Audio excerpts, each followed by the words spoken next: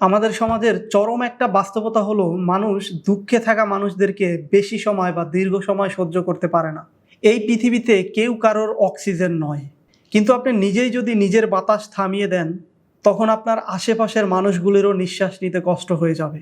আসসালামু আলাইকুম। আপনি যদি সত্যিই আপনার কাছের মানুষ আপনজনদেরকে ভালো রাখতে চান, সেক্ষেত্রে সর্বপ্রথম আপনার নিজেকে ভালো রাখতে হবে, ভালো থাকতে হবে।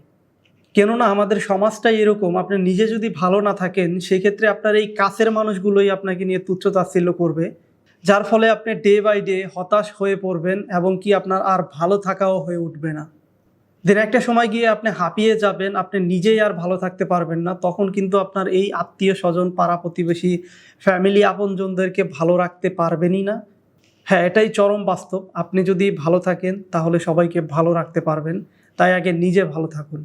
আপনি যদি আপনার নিজের শারীরিক মানসিক সুস্থতা নিশ্চিত করতে পারেন, সুন্দর একটা লাইফস্টাইল লিড করতে পারেন, তাহলে আপনার দ্বারা অনেক কিছু করার সম্ভাবনা আছে। আপনি চাইলে অনেক দূর এগিয়ে যেতে পারবেন এবং আপনি আপনার পরিবারের পাশে, আপনার ফ্যামিলির পাশে আপনি দাঁড়াতে পারবেন, তাদেরকে ভালো রাখতে পারবেন।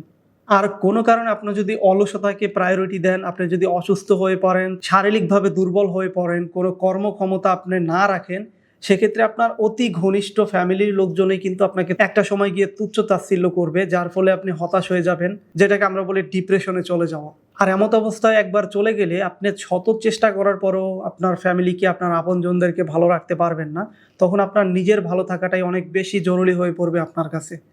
আর এটা নির্মম একটা বাস্তবতা।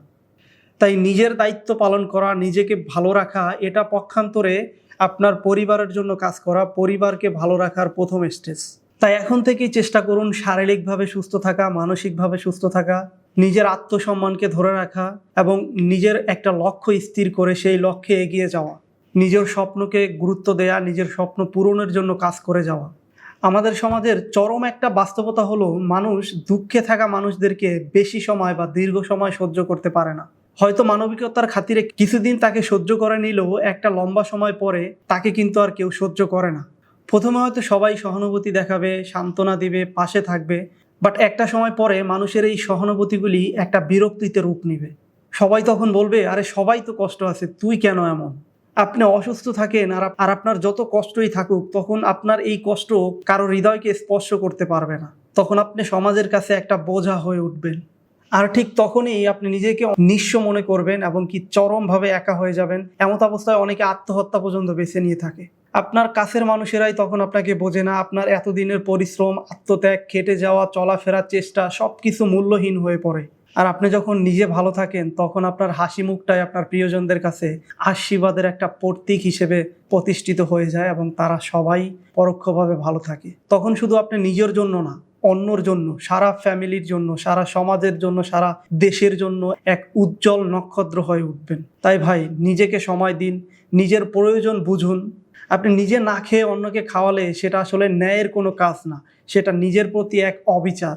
আপনি নিজে যদি ভালো থাকেন, তাহলেই সত্যিকারের অর্থে আপনি অন্য একজনকে ভালো রাখতে পারেন এবং কি অন্য একজনকে ভালো রাখার জন্য আপনি প্রস্তুতি নিতে পারেন।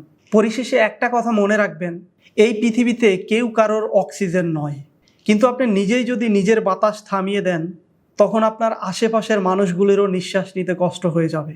কারণ আপনার মুখমণ্ডল থেকে নির্গত হওয়া কার্বন ডাইঅক্সাইডই আবার আমাদের পরিবেশের গাছগুলি শোষণ করে নিয়ে তারা আমাদেরকে অক্সিজেন দিচ্ছে। তাই বিষয়টি খুবই গুরুত্ব সহকারে নেবেন। পরিশেষে একটা কথাই বলবো, আগে নিজে ভালো থাকুন, নিজে ভালো থাকুন, নিজের খেয়াল রাখুন, নিজের যত্ন নিন, নিজেকে সময় দিন, নিজের কাজ, নিজের স্বপ্ন, নিজের স্বাধীনতাকে গুরুত্ব দিন। আপনার নিজের আত্মমর্যাদা যদি আপনি নিজে ধরে না রাখেন, তা না হলে অন্য কেউ এসে আপনাকে সম্মান দিয়ে গায়ে তুলে নিবে না। ধন্যবাদ সবাইকে।